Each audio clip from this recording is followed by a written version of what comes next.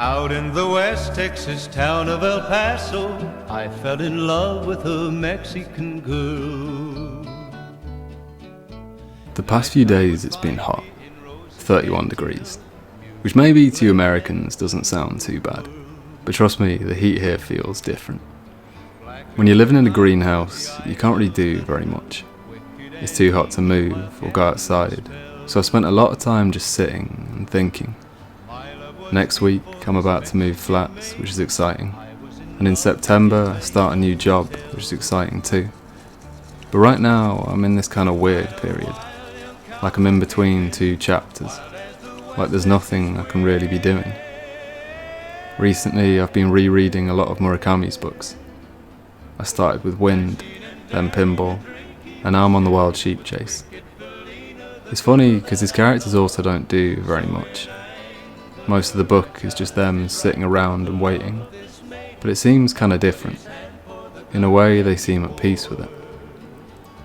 His magnum opus is called A Wind-Up Bird Chronicle. That's where he really sets out his philosophy of waiting. In it, the main character finds this well in the garden of an abandoned house. His wife's left him, his cat's run away. He has no job and nothing to do, and so he does nothing. He climbs down to the bottom of the well and sits there in total darkness for a few days at a time. And I'm not saying to do exactly that. I don't have a well to do it in anyway, but there's something to be said for that philosophy. These days, the way our world works, we fight nothingness as if it were harmful. We distract ourselves with every method we know how, and in many ways that probably frustrates us more, probably leads to a more painful feeling of boredom. Very rarely do we just do nothing, completely isolated from all forms of input, all stimulation, just us alone with our minds. And I think in losing that we've lost something greater. We've lost the ability to observe, the ability to let things into our lives, to have original thoughts or ideas, to philosophize and wonder about our lives or the things that we do.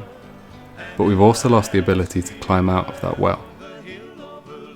The problem with distraction is that it traps you inside of boredom.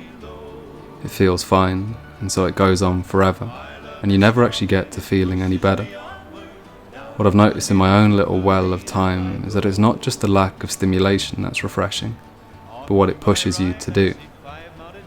When you don't have the stimulation, but you also don't have an easy way out, pretty soon you find things to fill that vacuum.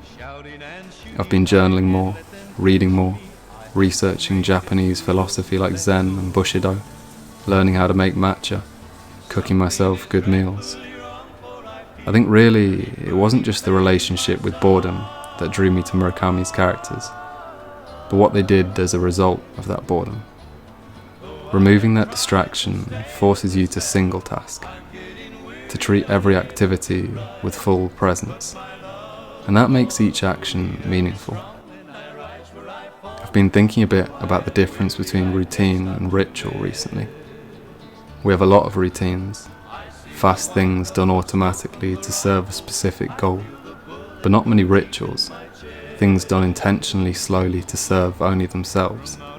Routine gets you through life, but ritual makes it worth living.